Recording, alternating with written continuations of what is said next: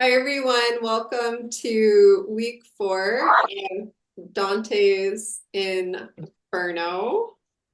I hope everyone is having a good week and staying warm. This week we had cantos 10, 11, and 12. So we are going to jump into the question of, I think, the soul and Epicureanism and what happens to the soul when we die. And I will hand it over to Elias, lest I just start reading the text aloud. Hi, everybody. Um, it's funny. It's kind of a random thing, the way Sam and I just marched through these cantos in, serial order. 10, 11, 12, three completely different movies, right? 10 is this incredible kind of tense political conversation. 11 is where Virgil says, we got to get used to this terrible smell. This stench is so terrible. Let's just sit down and we'll talk geography. So Virgil gets him through the kind of the outlines, kind of a verbal map of hell. And then 12, we go back into this very kind of mixed and kind of chaotic landscape where Virgil's going to have a conversation with a centaur. So quite a strange variety of things. But I think it's part of the uh, fascination of Dante that he's constantly doing this. He's very for a guy that you might say is so scripted in his writing, he's constantly kind of upsetting you and doing unexpected things. So, this canto, I mentioned it's one of my favorites. It's also maybe, you could say, the most political or one of the most political in the particular sense that it's talking about partisanship and party. And we are being thrust into the personal and the political in Dante's case, with Farinata and Cavalcanti. Um, and it's also written in a way, in terms of the poetry, so that it's kind of terse. The speech is broken in places. There are interruptions, there are misunderstandings. And, the commentators might say in kind of a scholarly way, well, it's what you might expect when it's appropriate for a sin which abuses reason, and so on. So that's an interesting thought. The sin is the denial of the soul's immortality, one of the key tenets of Christianity. And Sam and I were just talking about this idea of the afterlife and its political importance. And I mentioned, as some of you will probably remember because you've been following Sam and her work on Arendt, Hannah Arendt makes the point that the loss of the political implications of the loss of the afterlife and hell were real. And in the 20th century, it meant that, you no longer had some kind of ultimate, appeal in the face of the kind of criminality that was going to emerge. So I think in a way that's part of what's in the background here, the ideology, you might say, that's in the background of the way that the sort of official church and the culture generally took thoughts of the afterlife. So these are the Epicureans, so-called, and this idea of the non-immortality of the soul was associated with the Ghibellines. I'll just review briefly that Dante grows up in a Guelph culture, and that was supposedly, in terms of these big sort of parties, the side of the church. The church being just one more political power in the Italian landscape, with its own army, with its own territorial ambitions, and all of that, as opposed to what? As opposed to the imperial cause. Now that's the Ghibellines. So they were thought of being slightly anti-religious or at least wary of the church and hopeful that some figure, at one time it might have been an emperor from the so-called Holy Roman Empire, but that was gone, or maybe from France, or maybe from Burgundy or somewhere, some secular leader would come unite all these little communes, bring them together as a counterweight to the church. And that was Dante's great overall vision of a kind of balance between church and empire, with the empire having its own kind of independent viability and able to push back on papal pretensions. So this got very, very violent and intense, and the city of Florence would, you know, be taken over by one faction, and then a few years later, the other faction would come back in.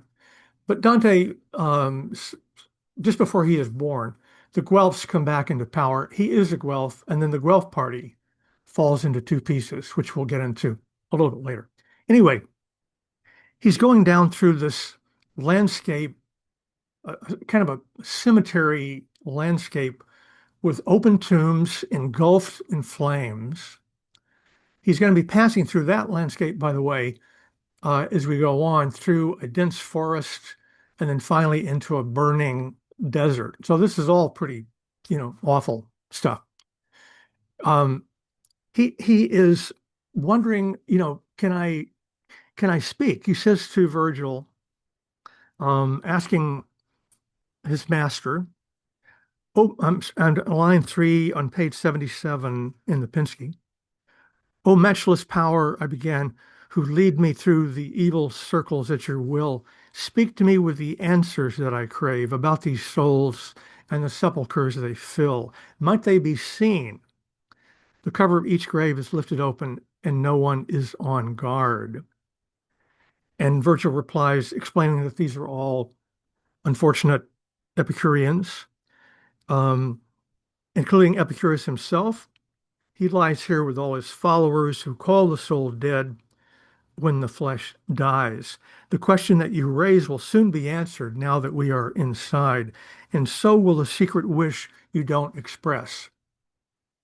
Now, I'm not sure anybody's quite figured out what is the secret wish. One theory is that at this stage in his development, what Dante's secret wish is to see how many Ghibellines are here, because they are, so to speak, the enemy. But I think his point of view is a little more complicated than that. I don't quite know what the answer to that is, but I don't think it's merely a mean wish to see the enemy. But as he replies to Virgil, he says, "Dear guide, believe me, I do not hide my heart from you except through my intention to speak but little, the way that you have said earlier I ought to be disposed." And then suddenly there's an interruption. And here begins, as I like to call them, another great aria. This one's a bass aria. And this voice cuts through. Uh, I wish I had a bass voice. O Tosco, per la città del foco, vivo ten vai così parlando onesto, piaceti di restare in questo loco. La tua loquela ti fa manifesto di quella nobil patria natio, alla qual forse fui troppo molesto. So this is Farinata. Farinata was a great military leader of the Ghibellines. He, in a great battle, which he's going to refer to, this is when he was troppo molesto. He was too destructive of the Florentines, is in 1260. And when his group with the Sienese took over Florence, they killed 4,000 Guelphs. So it was a horrendous loss in a city of only 30 or 40,000 people. But Farinata is a great captain, a great military captain of the previous generation before Dante. So Dante is startled and he draws back toward Virgil, as he sometimes does. He's kind of humorous. And it's sort of funny that, again, because of the sort of informality that sometimes Dante, the colloquial tone Dante will strike, here's what Virgil replies to him. Et el mi dice, Volgiti, che fai? Turn around. What are you doing? It's like conversational Italian you might hear on a street corner. He's scolding Dante. He says, get in there, talk to him. What's the matter with you? So, see, and Virgil tells him, this is Farinata. From the waist up, you may behold the man. And this is really kind of amazing in terms of Farinata's personality. But he sits upright, and Dante says, I'm on page 79 at the top, and seemed by how he bore his chest and brow to have great scorn for hell. So this is an extraordinary figure who is, trying to be more than hell in some way, which makes him, tragic, but also, has a touch of megalomania or something. This is part of the way in which his partisanship, he refers to Dante as a citizen of that noble country and so on, in this kind of, he sounds like a Roman senator or something. He's clearly, you know, super prideful about being a Florentine. So that's behind all of the politics here. Anyway, he rises up, and the first thing he asks Dante is, Qui for le major tui? Who are your ancestors? And so it's partly that he has this kind of Roman quality, but also this is a culture, you might say, that it is obsessed with nobility and family and class. And it comes up very much in this conversation because along with Farinata, next to him is the father of Dante's best friend, Guido Cavalcanti, a poet, and also a non-believer. So um, as they get into this, I should mention, by the way, a little historical thing. When Dante was 18 years old, Farinata and his wife were retrospectively convicted of heresy by the Inquisition, I guess the one in Florence, if there was one, and their bones were scattered and their family property confiscated, a kind of a retribution for the toll they had taken in this battle back 5 years before Dante was born.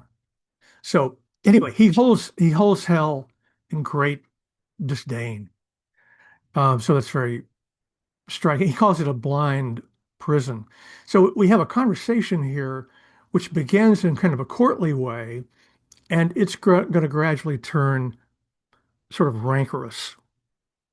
Um, Farinati says, after Dante explains a bit, he raises his brows, and Farinata says, these men were enemies to me. They fiercely opposed me and my forebears and my party. So twice I scattered them. So he's trying to sort of push back to Dante and say, we pushed you Guelphs out twice. So that's how serious a character I was to deal with. Um, and then Dante replies in kind. He gets the partisan thing grabs him, and he says, "If ousted and abused," I answered, "they return to their place from every quarter. Yours have not learned that art of return so well." Ouch. So gets him back, hits him back, saying, we threw you Ghibellines out twice. Um, and so, and before I go on to what happens next, I want to mention What Dante does line a. was that? Was that a I'm sorry, line? I What was line reading was? right in the middle of 79, uh, just before line 50, right at what is that, 40, about 45 or so. If ousted and abused, I answered, they return to claim their place from every quarter. Yours have not learned that art of return so well. What Dante doesn't realize is that he's going to end up like Farinata. He's going to be exiled, forbidden to come back into Florence, and so on. So his taunt is, you know, sort of misplaced.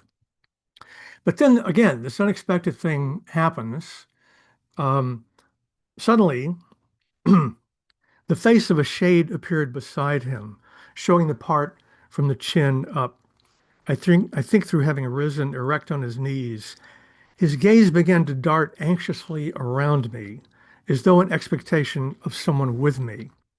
That would have been uh, his son, news of whom he's very eager to have. He knows that he and Dante had been very close, and then they had, in some ways, maybe parted a bit because Dante was moving into a different kind of uh, mental universe, something I think maybe less aristocratic and more kind of democratic in some ways, as the commentators say. But anyway, um, but when he didn't see his son, Cavalcanti says to Dante, "If you can journey through this blind prison by virtue of high genius," he's guessing that's how Dante got the ticket, "where is my son? And why is he not with you?" And Dante replies, "My own strength has not brought me, but that of one who guides me through here and is waiting yonder, toward one your Guido perhaps had scorned." We're not sure exactly who Dante is pointing to, whether that's Virgil or does he mean Beatrice. But in any case, the sort of amazing thing that happens here is that um, he goes on to say, "A well deduced his name from his words and from his manner of punishment, and thus could answer in full." Dante realized it was Cavalcanti. And then suddenly, Cavalcanti straightens up. The shade cries out, "What? Did I hear you say he had?" In Italian, the verb ebbe. "Oh, tell, is he not still alive? Does the sweet light not strike his eyes?" Perceiving my delay in giving any answer, fell back. He fell back flat, face upward, appearing no more. So there's just this kind of brief emotional moment in which Cavalcante thinks he understood something and then sort of in grief falls away. And Dante doesn't quite realize that this is just a verbal error. He heard him use the past tense in this description, and Cavalcanti takes from that his son is literally dead, which was not the case. And in fact, that's why his son does not appear in the poem. He is still living, although the sad fact was that he was very ill, and Dante, by the time of writing, knew that he would die a few months later. I'll pause for a second. Bob? Um, the commentators make a big deal about the structure of this thing, and that line Yeah. that you just read is, if you look in the Italian version, line Yep. 68 on the page before, and that's considered the heart of the poem. It's a 5 point, he and Dante, or he and Virgil, speak together for at the beginning and the end. Then he and what's his name, Farinata, speak Hmm. together in parts 2 and 4. In the middle part, the heart of the Yeah. thing is that. Okay, just Cavalcanti. thought I That's would right. throw I would throw something in. Yeah. You're right. There is a structure. That's a great example of Dante having kind of a hidden structure that you don't notice. You're just pulled along by the narrative, by the events. And then when you come back later and take a second look, you see this is all very carefully plotted out and so on. Very true. So, so the other irony here before we go on, Farinata and Cavalcante were linked through the marriage of their children, which you might have thought would do something to kind of improve their relationships. One was a Ghibelline, Farinata, and Cavalcante was a Guelph. But it did not have that effect. and they're still embroiled and anxious about life back in the real world in Florence, either in terms of politics or in terms of their families, their family life. So there's a lack of concord. And I want to mention also when Dante introduces Farinata, he refers to him as magnanimo, the Aristotelian idea of magnanimity, the great-souled man. This is a pagan concept, but it's justified, and Dante has admiration for Farinate because after that horrendous battle in 1360, the Ghibellines and the Sienese army thought, this is our moment. Let's destroy the city of Florence. And Farinata was able to stand up, back them down, and save the city of Florence, despite the fact that they did all these bad things to him later. But that's why Dante, or partly why Dante has a certain kind of respect and admiration. Andrew? Yeah, I was just going to mention too that I think Dante's part of a power group in Florence that Mhm. expels Guido Cavalcante, That's right. That's and right. Cavalcante will then go to, I think it's Sarzana, and uh, pick up malaria, Yeah, and then go back to Florence and die. So Dante is in a part responsible for his that's friend's death, which is an yes. irony here. And it gets even more complicated when you get to the part about reading the future. I think that's got some. Yeah, I'll mention something there that I think is of interest. Okay. yeah, that's right. This is a pretty dark picture we're looking at. I also want to mention that there was this kind of perennial dream of concord in these cities. The city they always thought of as being the model was Venice. The nickname for Venice was La Serenissima because it had the longest kind of tradition of being relatively free. It was a big, powerful place. Um, but it was relatively free from this kind of conflict, which was so common in around Tuscany, also over in Romagna, where these medieval communes, which in many ways were, relatively democratic, popular assemblies and all that, but also were just tormented by all kinds of partisan violence. In Siena, I mentioned the Sienese army that wanted to destroy Florence. In the town hall of Siena, just a few years after Dante died, a famous artist, Lorenzetti, came in and painted murals on the walls of the interior walls of the meeting room of the city hall, the allegory of good and bad government, illustrating the Aristotelian virtues and the Christian virtues, so that the city councilors, as they sat there, could remember their obligations, So there was this hunger for peace, but it was difficult, to kind of keep it going. So yes, so Guido was married to Farinata's daughter. Um, so yeah, I also want to say Dante, I don't think is condemning Guido here through his father. I think his admiration, his sentimentality about that friendship probably wouldn't reduce it to something as simple as that. But what happens next, by the way, and this is part of the slightly chaotic um, uh, speech of this canto, Farinata comes right back, as though Cavalcanti had not even spoken. He pays no attention to it. And so what Farinata is going to come back to is the torment he feels of being on the losing side, as he now acknowledges. And he's also going to say to Dante, because while he and Cavalcanti can't see present time, they can see the future. And so he says to Dante, you too, within 50 months, are going to find that return is not possible.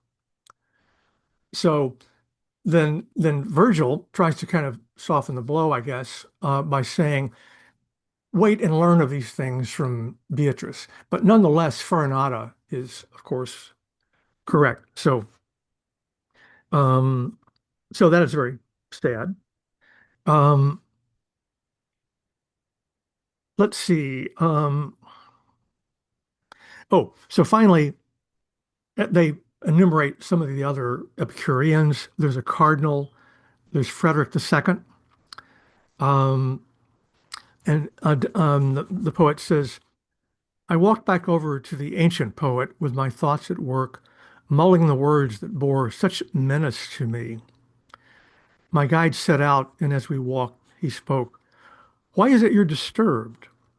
I told him why. Preserve in memory what you have heard against yourself, the sage advised.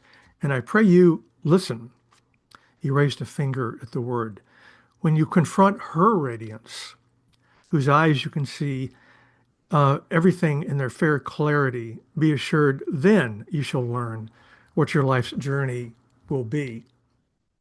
So I'll guess that maybe he's saying what you're going to get from Beatrice is the whole mission of this great work you're writing. It isn't just that you're going to be an exile. Yes, Farinata is right about that.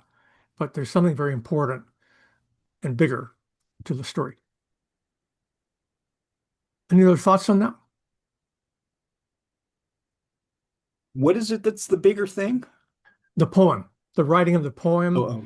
and Got it, this got it, got it, got task it. that he set himself, this kind of weird solution to finding himself, you know, one of the most capable intellectuals in the Italian scene, without a country, which means without a world, bouncing around from place to place, temporarily employed by these local despots, some of whom were relatively benevolent, but a man, without a country, essentially, wondering how can he speak from these experiences, and also how can he um, make that part of his sense that he has a larger spiritual destiny, which is the great kind of new thing that has come over him, and occasioned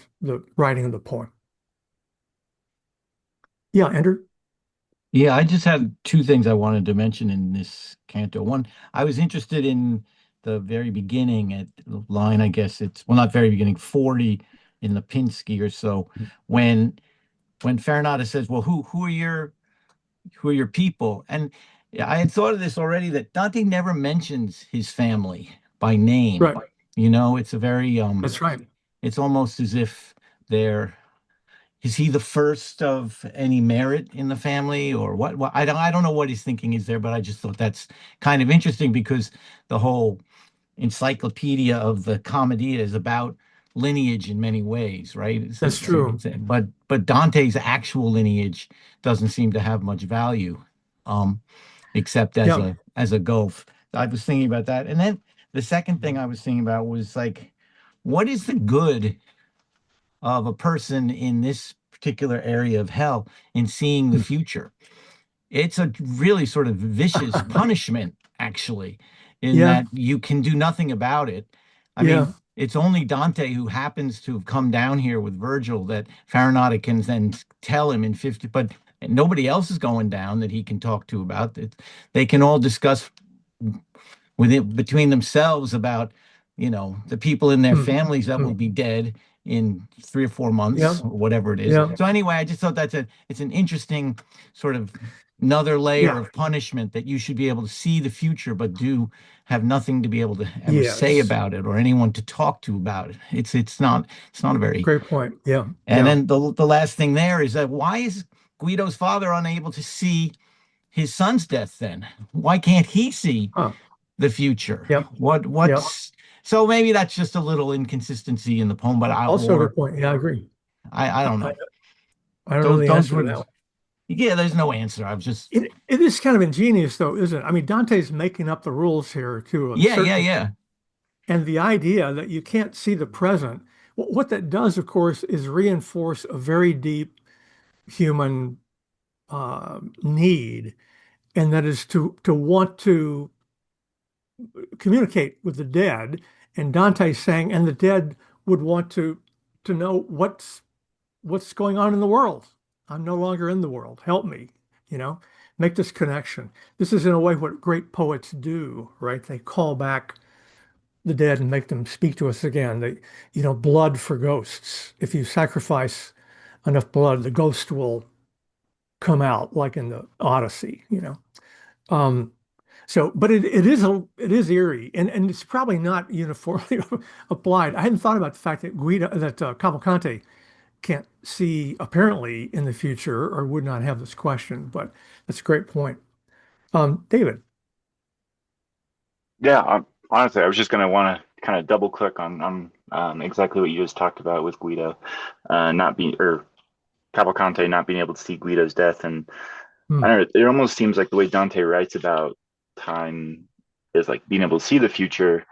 Is that once the future becomes the present, it's like that knowledge just is Hmm. completely inaccessible, right? Hmm. Before Hmm. it passes into being the past, right? So it's not even like it's there and they can't see it. I don't know. As I was reading it, it had a feeling that it just there is no present for people in hell, right? It's just Yeah, utter yeah, eternity. that's right. That's right. This is kind of a weird thing about the poem. This is also true in Paradiso. The only place it's not true is in the Purgatorio, which is why that particular section of the poem, in many ways, has a very different feeling because there's something very immediate, real. After all, this purgatorial process is a process through time. So Dante has to be able to show how it's, in a living sense, working through time. So, but that's right. There's something very frozen, kind of in the literal and the figurative way, about this hellish landscape. Sam, we didn't have had a chance for you to say anything. Jump in if you want. I'm enjoying the conversation greatly. I feel no need to jump in. I was just thinking about the tension between the being able to see the future as a kind of punishment and yet not being able to live in the present, and Mm, mm, this kind of being trapped between um, these different temporal landscapes. And it made me think, it set me off on my own thought path. I started thinking about Benjamin and mm, Aaron, and the lines that she steals from Renee Char, where she gets, and Kafka, the between past and future from, and what it means to redeem the mm, dead, and mhm, mhm. whether or not that's a kind of poetic undertaking. Um, so I don't think Yeah, yeah, anything too interesting to add, although I think it raises the question of what is the work of the poet, and is there, yeah. is I think is there question of redemption in that, Mm, mhm, that part of that political ethical question of what it is poets, the what does poets do, the burden yeah. placed on poets, the burden of being a poet. It also made me think of Milton, um, and some scenes Mm, from, mhm, mhm. yeah. Yeah, yeah. I'm sure it's very apparent to everyone. This is a very different idea of what poetry is supposed to be doing. Um, let's see. Someone had a hand up. I see that. I confess I had my hand up. I was going to ask Sam to say more about the Benjamin and Kafka references Hmm, that she made. hmm. Where do you see those? Where do you see that stuff, Sam? I'm thinking about what it means to do the work of history. What does it mean to go Okay. into the past in order to redeem the dead? for one reason or another. And I hadn't quite thought about reading Dante against that idea. But here, we descend into hell and encounter the dead and the the sins and the punishments and the actions, and we experience Dante's reaction to encountering them. and and I was thinking about that as a framework in relationship to something like, Benjamin's framework of pearl diving. What does it mean to go into Mm. the past, or to go into the past in order to redeem the dead through a kind of weak messianism? And there's this, um, this idea that you can somehow, I think Elias said something like, make them speak again, Hmm. right? That you kind of feed your own lifeblood into the past in order to allow it to speak to the present. And there's a notion of self-sacrifice then tied up in that gesture of redemption. But I think there are different models of redemption. This is just off the top of my head. It's literally just what this conversation is making me think about. This has not been thoroughly thought through in any way. And then what does it mean to be between past and future? To not be able to see the present, but to look to the past, or to Yeah. be able to vision the future. There's a kind of refusal of humanness. What would it actually mean, Mm. perhaps ethically or politically, to accept I am alive right now? I am a human being now in this present. Um, and there's, looking into the future has its own kind of um, weighted, from Cassandra, the kind of the punishment of the gods, the damnation of being Mm. able to Mm. see the future, the Jewish people forbidden in the Torah from looking into the future, the idea that we try to predict the future during moments of political crisis. Uh, Yeah. yeah, I think there's just a lot there. Daphna?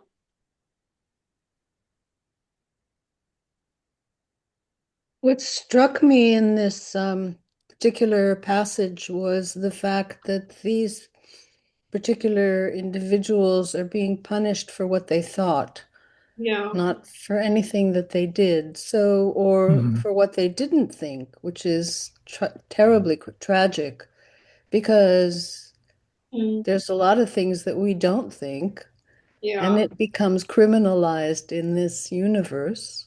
Mm. And there they are stuck in a prison because they didn't believe in the future of the soul. They're stuck in a world that has no present, which is the only thing that they believed in before. It's very ironic. It's Yes. almost macabre. That was Mhm. just a thought. Thought crimes. Yeah. Yeah. Well, it's also an incapacity to think in a certain way, a kind of refusal. It's the refusal to entertain the idea that there might have been, um, a soul, a refusal of the idea Mhm. that it's being punished for the for a kind of refusal to think. And I think that's part of the deep irony, that I think Daphna's completely right. I think it's extremely ironic. Uh, Yeah. yeah. And we don't have a way of asking Dante, you represented the situation brilliantly, but to what degree do you believe personally in what you're describing, Or are you using these theological notions maybe for some other purpose? Because theology is never pure. It's always, it involves or it should at some point involve the world in some way, right? So, but there's no settled answer to that one. Jim.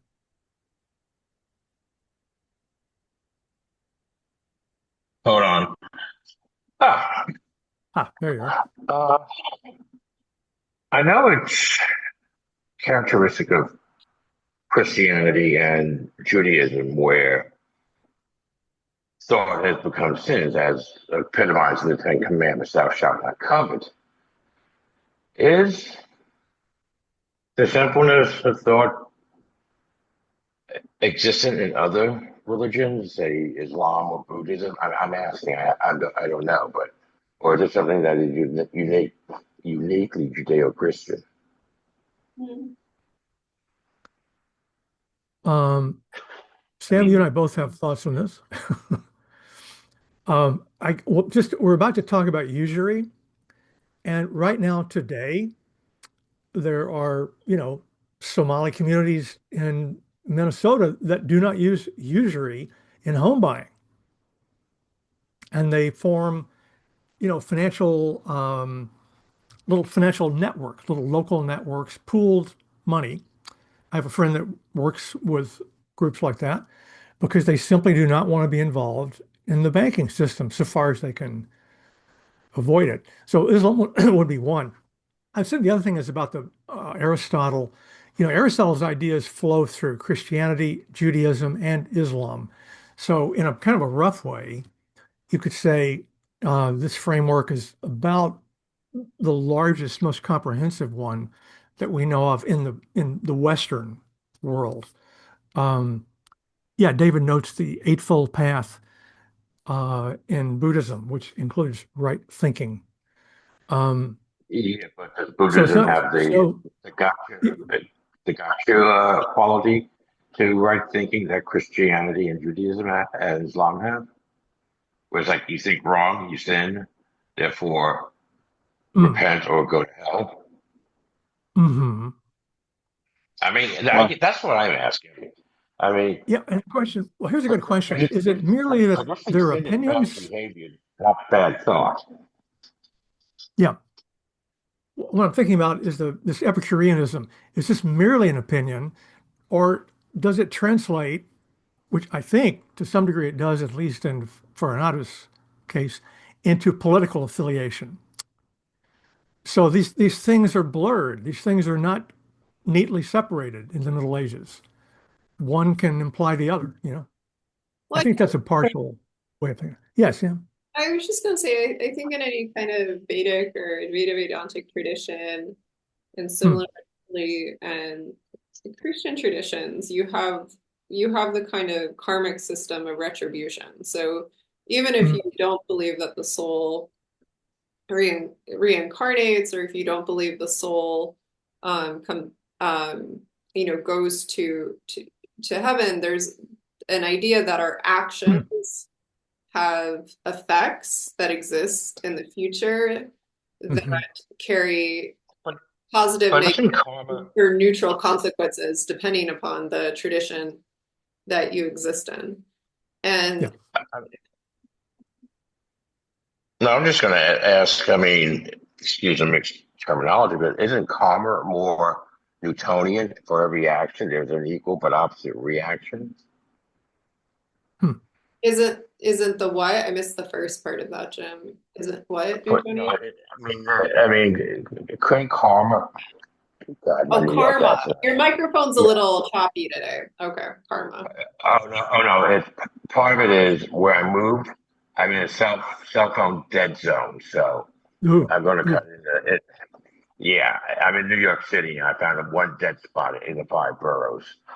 Uh, no, karma. My understanding is limited. Is that it's Newtonian? Like for every action, there's an equal but opposite reaction.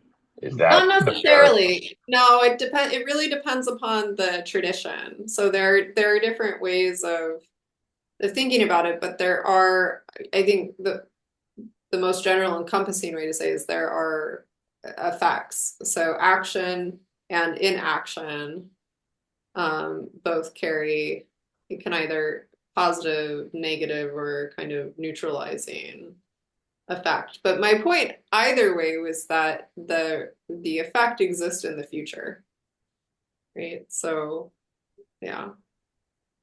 Andrew, I see your hand up, and I just want to say, everyone, I'm sorry I need to jump out again to do the human condition, but I look forward to continuing next week with you.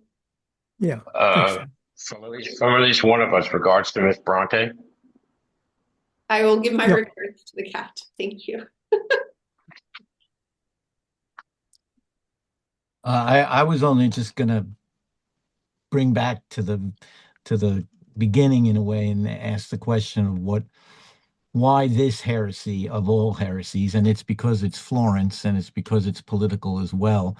But Yeah. heresy is clearly a much bigger thing than Epicureanism alone, I Mhm. would think. Mhm. That's all I had to say. I just was, Yeah.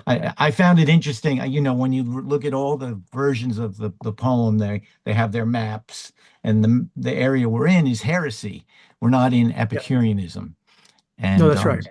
so That's it's right. it's so Dante has such a uh, focused point to make here about heresy, but obviously heresy is much larger in in in scope, I would think, even in Yeah. Dante's time. I mean, there had been Yeah. the Cathar heresies, That's right. and other. In fact, in the next section, I get, oh no, in 11, there's Pope Anastasius, which starts with Yes. he's a heretic. That's right. So anyway, I'll let you go on. Sorry. I makes you wonder if it partly has to do again with scale. You're dealing with such a much smaller community than we're ever accustomed to thinking of in terms of ordinary politics because of kind of the loss of local politics in a lot of ways. Everything is thrown up into some kind of national perspective or thought world. Um, so, so for us, independent opinions don't, you can believe anything you want because it's not going to have any impact one way or the other, right?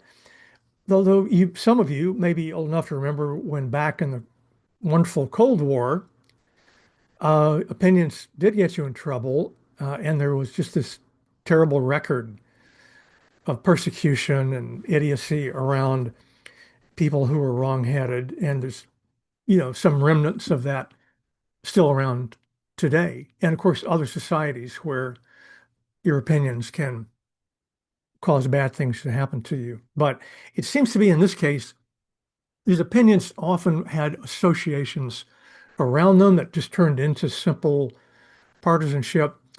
But the flip side of having built these beautiful medieval cityscapes filled with art, managed, run by so many citizens who were fully engaged and loved their community, and as a kind of remarkable model to us of civic behavior and so on, the beginnings of civic humanism, I think I mentioned.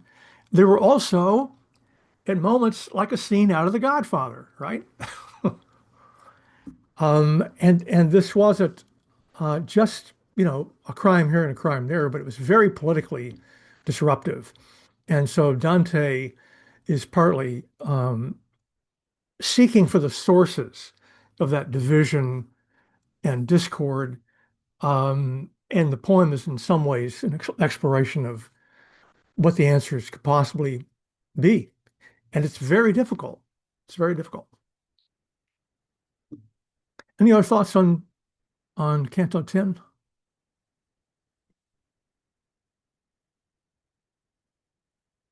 Okay.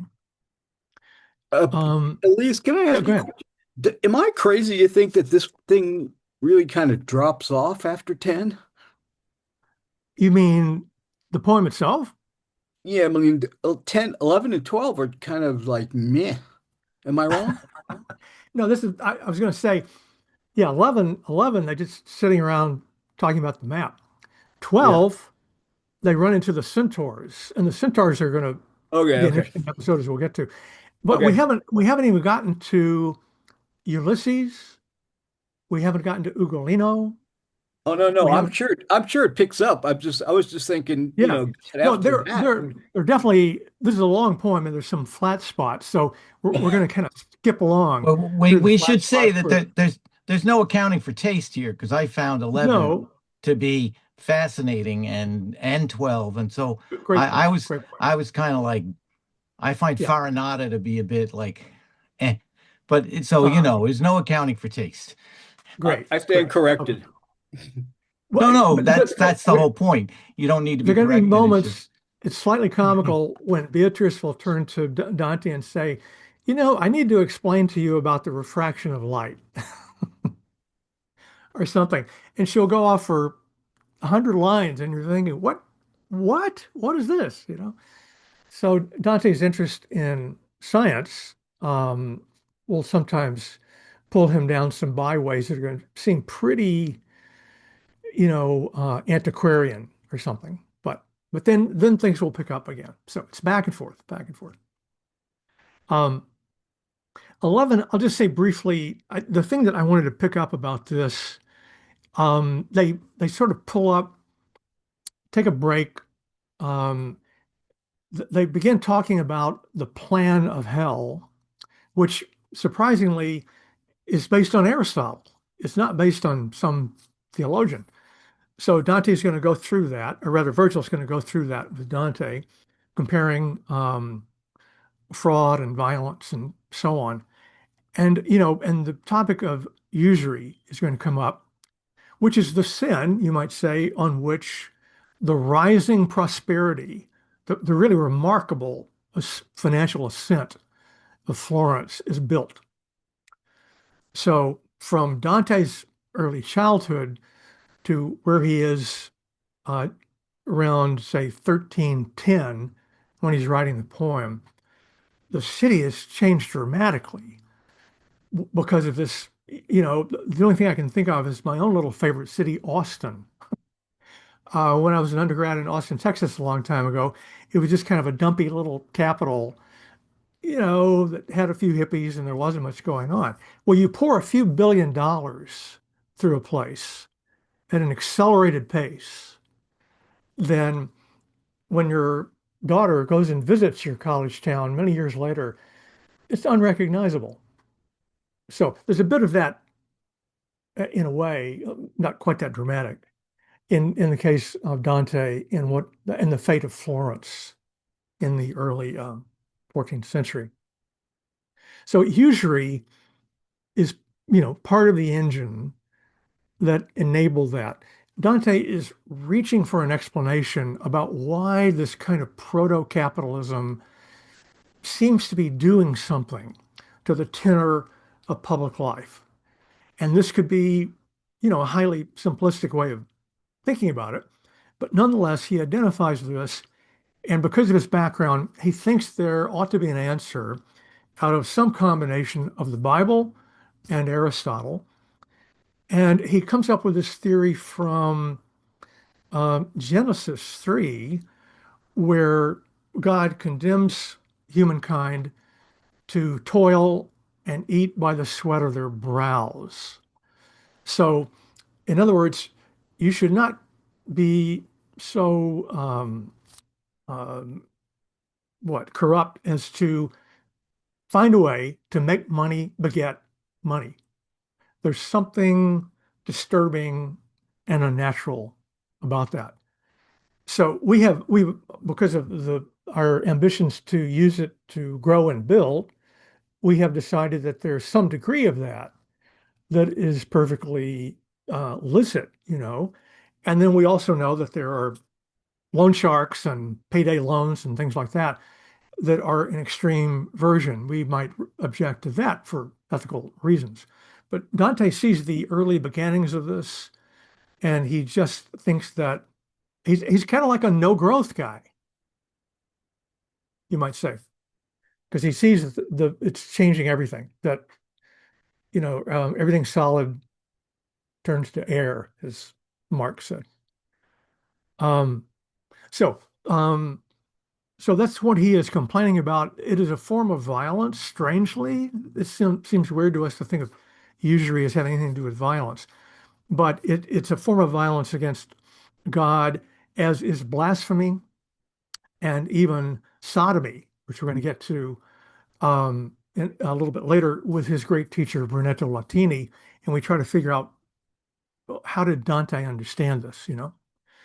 So, but as a generalization, fraud, maybe surprisingly to many new readers of the poem, fraud is almost one half of the real estate of hell. Everything from about the eighth circle all the way through the bottom is just different ruminations on this particular human weakness. So it's a very powerful force Dante's going to be coming back to and again and again. Any thoughts on that?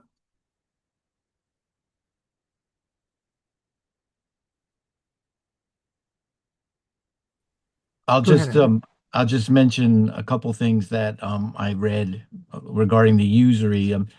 Uh, why are usury, blasphemy, and sodomy all Yeah, linked in yeah, it's this good. canto? And somebody pointed out that sodomy makes sterile that which is productive, sex, Yeah, and usury makes productive that which is naturally sterile, money. And the yes. notion, the Aristotelian notion is that money in and of itself is only, it doesn't, it can't grow on its own. To grow, it needs art, it needs labor. It's that Genesis point that you made, that only through the Yeah, labor of yeah, humans does money become somewhat, have this magic, um, where it can grow, as it were. And then right. somebody was wondering why blasphemy and usury are connected, and that blasphemy is an abuse of language, and Mm, money is an abuse of exchange. And in its pure form, that's all money is good for, is to be exchanged. So hmm you have this connection here with blasphemy and usury, and why that's why they're deeper in hell as such as well, because they have this source in God having given um, humans this, having given gives us nature, and then we with our art are able to use nature to make something greater for our own. hmm Anyway, I'm speaking a little bit unclearly, I think, but Medieval reasoning is a little bizarre, is it not? yeah. Well, I will admit to the fact that I went online and found an article by a guy named Simon Ravenscroft called Usury in the Inferno, Yep, Auditing Dante's Debt to the Scholastics. yep. And it's quite interesting. So I find this section very engaging, because it's sort of mind-bending, the kind of the way in which Dante comes Yeah, to the yes. conclusions he does, and then the places that he's able to position, the way in which he's able to position usury within hell, in this hmm deeper section, in this area that is connected with things that we associate with, real sin, murder, and hmm acts of violence. But this is an act of violence for Dante as well. Yeah, a social sin, definitely a social. Yes. Yeah, it's funny. They seem like such antique notions, and yet I was just thinking the idea of money just feeding on itself reminds me of, this economist Thomas Piketty and the realization that we now know about, that there's a level of capitalism where we're no longer involved in the real economy, the productive economy, but rentier capitalism is where we've now got a whole class of people being sustained who do nothing productive necessarily, don't have to be involved in the world of work at all. And yet they are getting most of the gains of the new wealth that's being created. Um, I know somebody that thinks about this is my friend Court. Court, any thoughts on that? You're muted. Got to unmute. There you go.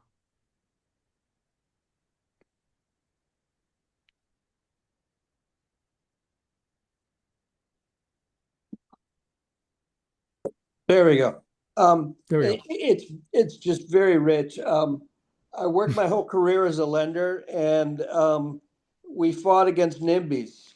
And here's Dante the NIMBY, and he's pointing to usury as a sin. We accepted usury also as a sin and something that we wanted to work against, but usury just meant that you were charging more interest rate than the next Right. guy.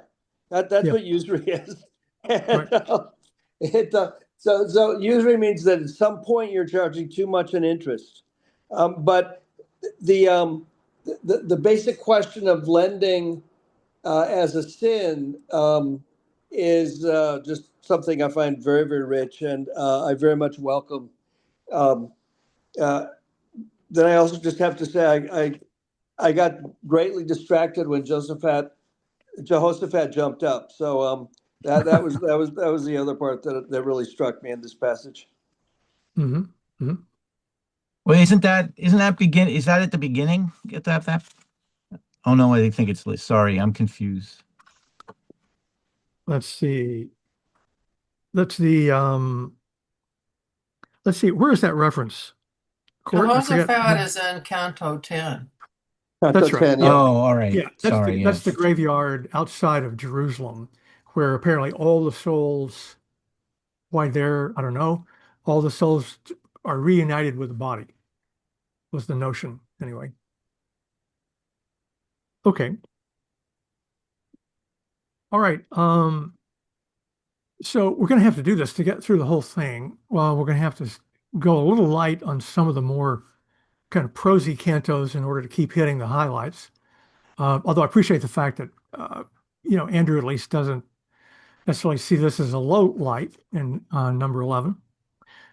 But 12 is about um, mad anger and brutishness and the destructiveness of that. And it begins with kind of the two of them, the two poets, kind of clambering down this rock slide, which was caused by the traditional notion of Christ harrowing of hell, an earthquake, which Virgil attests that he personally witnessed. This is when the souls of the Old Testament prophets and so on were taken out of limbo. And Virgil was left behind. So part of the kind of melancholy around Virgil's role generally in the poem. There's the figure of the Minotaur, this violent monster that then you notice that Virgil is able to handle, unlike those previous seemingly Christian theological devils. The Minotaur is not a problem. So I'm going to skip along here just a little bit. They're picking their way down. Let's see, here we go. Oh, yes. On page 95, right in the middle, they're talking about the river of blood. And then Dante starts a kind of an apostrophe, an address to the world. O blind desire of covetousness, O anger gone insane that goad us on through life, which is so brief, to steep in eternal woe when life is done. So the creatures he's about to encounter here are the centaurs. So this is a little fascinating. That they're emblematic of the sin of violence, particularly violence against neighbor, like murder or robbery. And they're the first case of some kind of pagan monster of this kind of being emblematic of a sin. Later on, the monster Gerion is going to be a symbol of fraud. And then the giant Antaeus, later on, the symbol of treachery. But the funny thing about these centaurs is that they they hold themselves with a certain amount of kind of dignity and courtesy. Chiron is the centaur from Greek mythology. He was the tutor of Achilles. Um, and so they are a little unusual.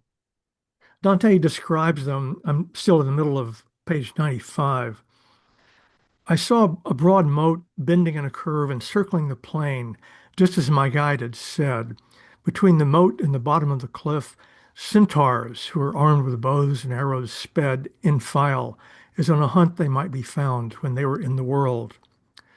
When we appeared, they halted, and three came forward from the band with bows and arrows they chose, held ready to aim. One hailed us from a distance. You who descend the hillside, for what torment have you come? Tell us from there. If not, I draw my bow. So Virgil explains we're going to answer to Chiron, explaining what's going on. And then he says Nessus is going to get us over the Phlegethon.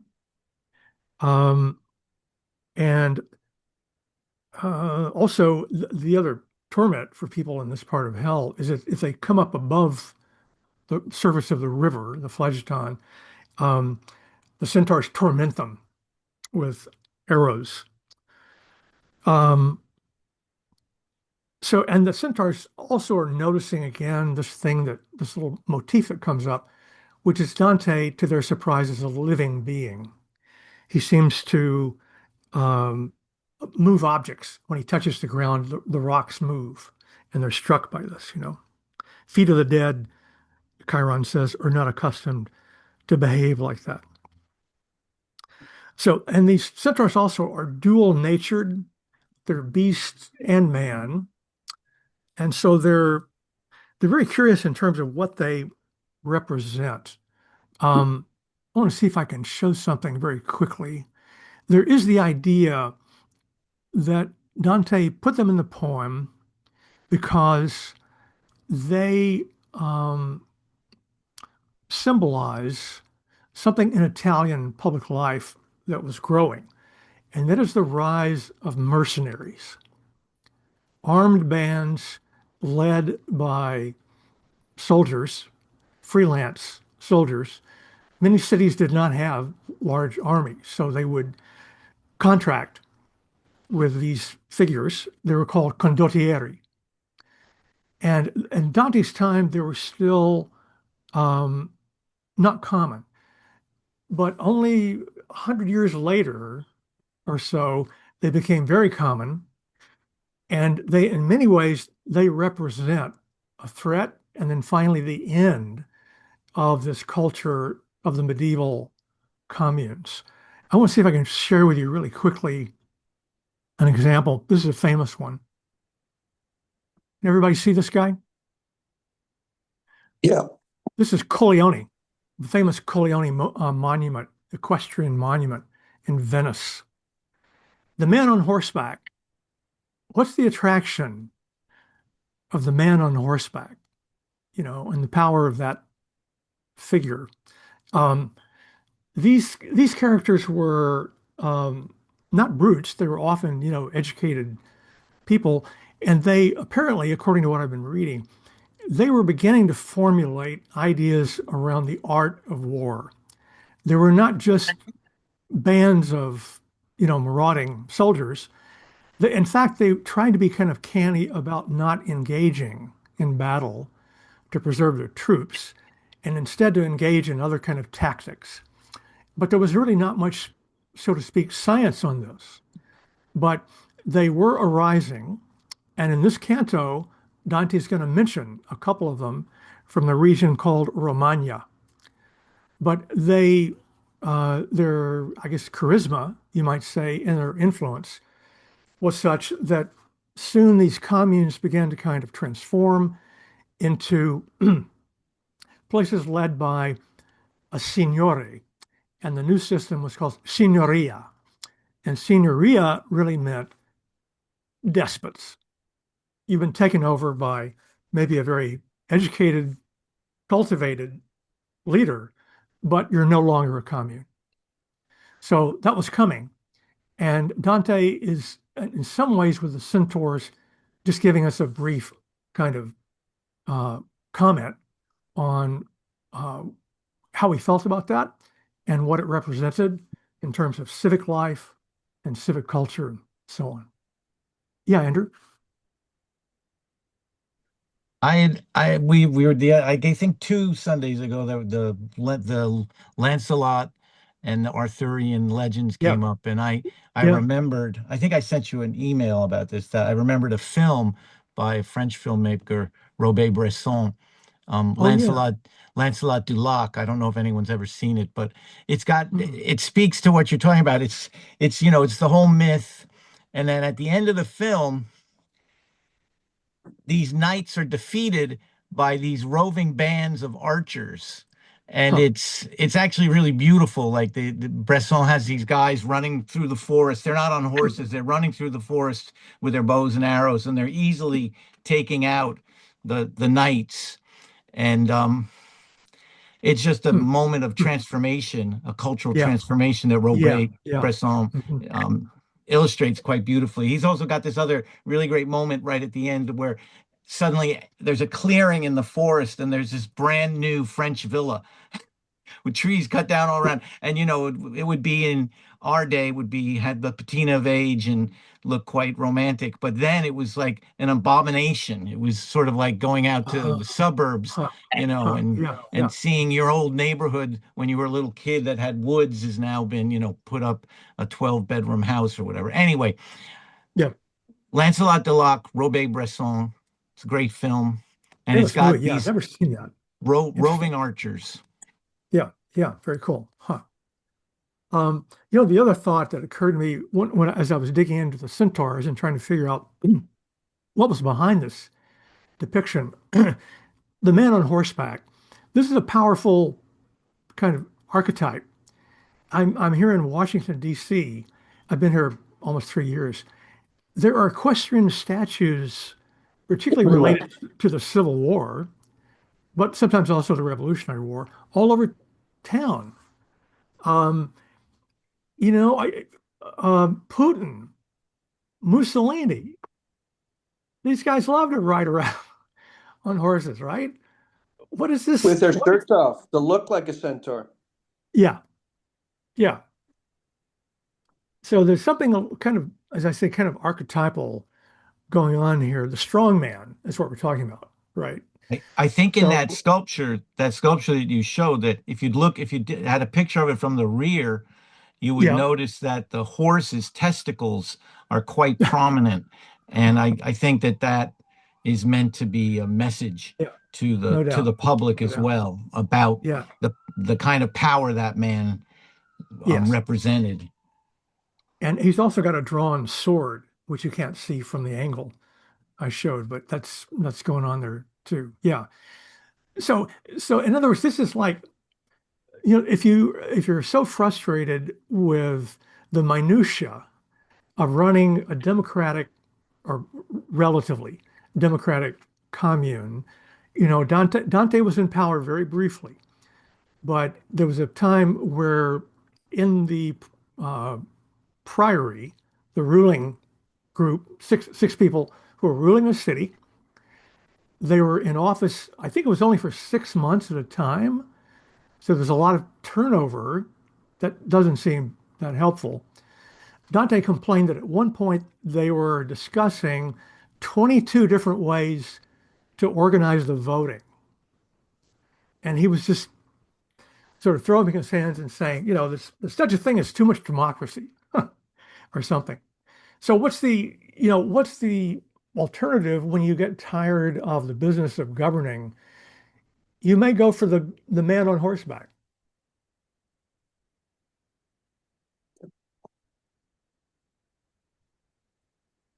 So thinking of our present moment. I was going to say, sounds familiar, doesn't it? Yeah, yeah.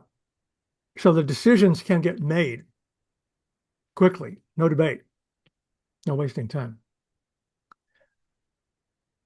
So anyway, so it's a tragedy. The story of the medieval communes, as I understand it, is that they're a failed experiment. There's not really a through line directly from them to the Renaissance, civic humanism, the Florence of the Medici, it's clearly that's the time when the great, beautiful city that the tourists visit today comes together in many ways. But if you dig into the history of the Medici, you also find that certainly there's the, periodic violence and anti-democratic goings on, and it's all, kind of reminiscent of mafia culture at moment. It descends to mafia culture from something nobler. Any other thoughts? Well, just to pick up on Piketty again, in many ways, the Medici practiced that kind of rentier capitalism. They had so Hmm. much money, Yeah, they were making money with money, yeah, and you know, from that came European, the Fuggers yeah, and European capital. It and looking from Dante's perspective, it's because democracy was, a pain in the neck. yeah, It took too much time. yep, yep. That's right. There are a lot of forces at play here. The other sort of odd thought I was having, thinking about how contentious, at least it seems to us, because we only know these certain explosive moments, contentious history. Um, is this an illustration of, Siena attacking Florence? Is that mimetic desire? Is that what Gerard is talking about? Right? Is that can we go there? Does that make any sense? Because these, on the one hand, it's wonderful, this local patriotism. You go to Siena and they still have the Palio every summer. The Palio is the Mhm. horse race right downtown in the middle of the piazza. And the different teams are from the neighborhoods of Siena. And it, goes back 1,000 years. It's very cool. It's a very big event in Europe. Lots of tourists, kind of a crazy local thing. And yet, the sort of flip side is this deep partisanship and, my group versus your group and all the, dark side of that.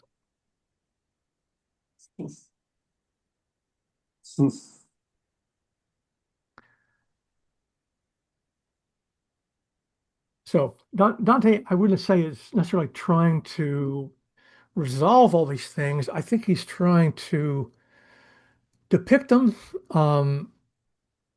and kind of sublimate them up into a larger vision of harmony and concord, as I mentioned, because there certainly was this hunger for concord. Aristotle said the key to the city, the key to citizenship, is the virtue of friendship. And the Nicomachean Ethics, which is only 10 books long, two of the books are about friendship and the importance of political friendship. So we're going to get to that in a little bit when we get to Brunetto Latini, who's Dante's great mentor and kind of an emblem of what civic humanism was really all about. And this combination of antique learning and rhetoric and eloquence and high-mindedness, magnanimity, all those good things. Um, but there was a deep hunger for it just because Italian life had a very rivalrous, kind of quality.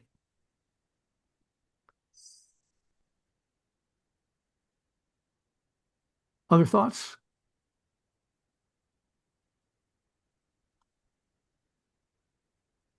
Let's see, I'm missing some notes here in the comments. Forgive me. One sec. Condottieri. Yeah, yeah, exactly. That's right. Condottieri are just sort of the early culture that Machiavelli is going to come out of later when he begins to try to think about the science of war and citizenship and those things. No, it's in military history. Mercenaries have been notoriously unreliable as combat troops. Yeah, yeah, yeah. Good point. That's right. Yeah, I mean the only examples where they were effective were someplace like Congo, where they were the 800-pound, excuse the metaphor, gorilla up Yeah. against a bunch of Hmm. Hmm. unarmed Hmm. civilians. Yeah, an uncontrollable force potentially, very risky.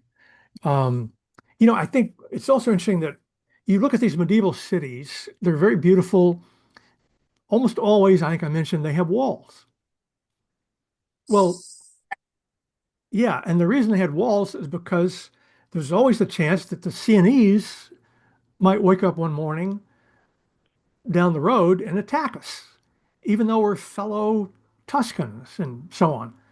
Um, so if you were a citizen of one of these communes, the fact is you would be contributing to the military preparations and defense of something right there in front of you in a very kind of direct way. You're talking about defense as meaning the defense of my family and my neighborhood against whoever else in this region it could be the Pope's army, might suddenly show up and just take us over one fine day. So that gave these topics a much greater immediacy than anything that we might imagine today.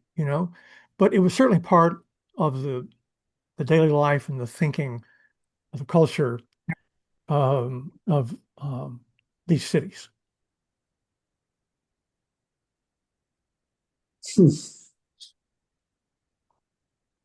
Any other thoughts? I'll also throw in one other detail I just read um, about kind of the culture of crime and punishment. In, I think, several of these cities, not only just Florence, if you had committed a crime and had managed to escape in some way, there might be a portrait of you. I don't know how they would have done this, but they would paint a portrait of you, a mural on a certain wall, kind of like the early version of the wanted poster. But I was these are, going to say, after put all, it in the post office. yeah, these are Italians after all, so it had to be an artistic endeavor. It had to be a mural. Maybe Raphael could put up a great one, very realistic. Um, but these these issues are right in your face because of the proximity. Yeah, and I mean that literally.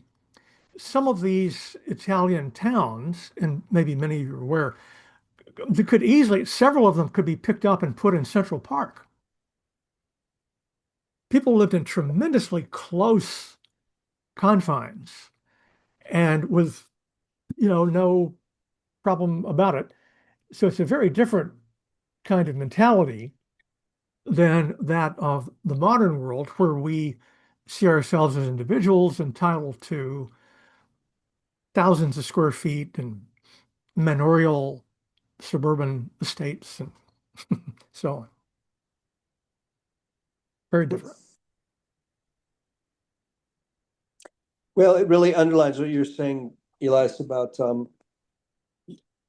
the competition inherent in a tradition like the palio, where Yeah, you end up looking very much um, to family and to kin and to gang, as it were, for allegiances and for mutuality, yeah, and especially in the context of you've got to pay for those walls that are going up around that's your right. community. That's right. And so where do you turn? Where do you turn uh, to to to to have a sense of identity and a sense of uh, I guess shared struggle going forward? Really, it shows itself in competitions like that, and in that context, again, I'm just struck very much by this